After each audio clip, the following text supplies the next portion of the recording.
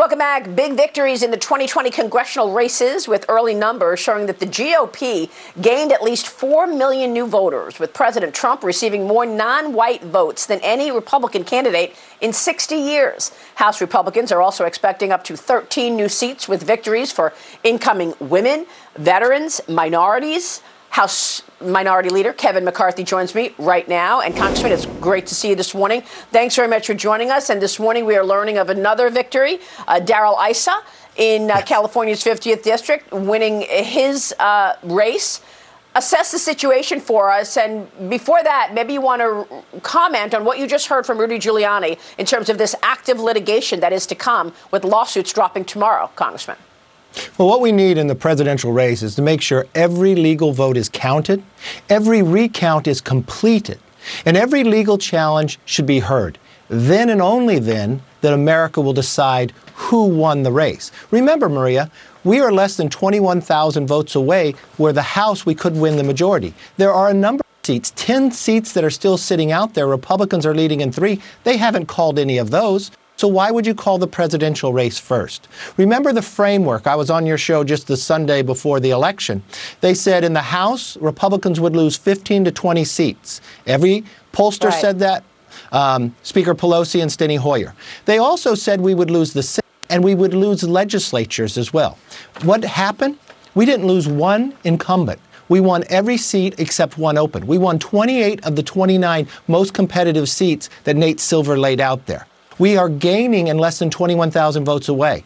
We didn't lose the Senate. We didn't lose one control of any legislature. Actually, Republicans gained 3 new legislatures of control of. And we've had the most competitive presidential race in our modern history. That's why every vote should be counted, every recount to go forward, and every challenge should be heard. Because if it's still good to keep going on these congressional seats, them out, I think we should actually do that as well for the highest office in the land.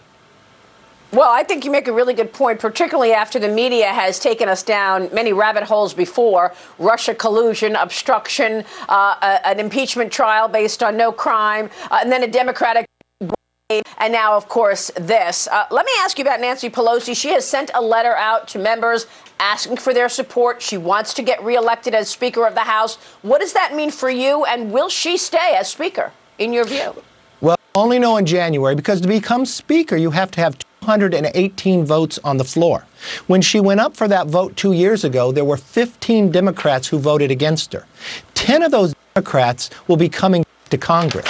If those 10 vote against her again, she will not be Speaker of the House, because she won't have 218 because of the gains of the Republicans. We are close enough now that we can control the floor with a few Democrats joining with us. Remember what America just said. They rejected this socialism. We won from Miami to New York to Minnesota to California. We won by Republican women winning. We'll have more women in Congress as Republicans than in the history of Congress. That says something about what President Trump has been able to do to expand this party, bring diversity, and that brings strength. The same thing that brings strength to America, diversity, is now the Republican Party as well. Well, that's great news. Is she facing the extreme left in terms of how to govern? Maybe it's better for you to become Speaker in 2 years if she stays in place. Tell me about the infighting going on the other side. Well, I think it's better for America the sooner a Republican becomes Speaker. But she's got internal fights because she promised them that she would win enough seats that they would keep the majority this time and next time. Now everything, not one of them won. They only lost. They didn't defeat one Republican. And now in their own conference call, they're calling it a dumpster fire. They're yelling at one another whether they should call themselves socialists or not. And think about who lost. The former Secretary of Health, herself a pragmatic socialist. And then look, we defeated a sitting chairman of the committee as well. Congressman, it's good to see you this morning. Thanks very much. Minority Leader Kevin McCarthy. We'll take a break.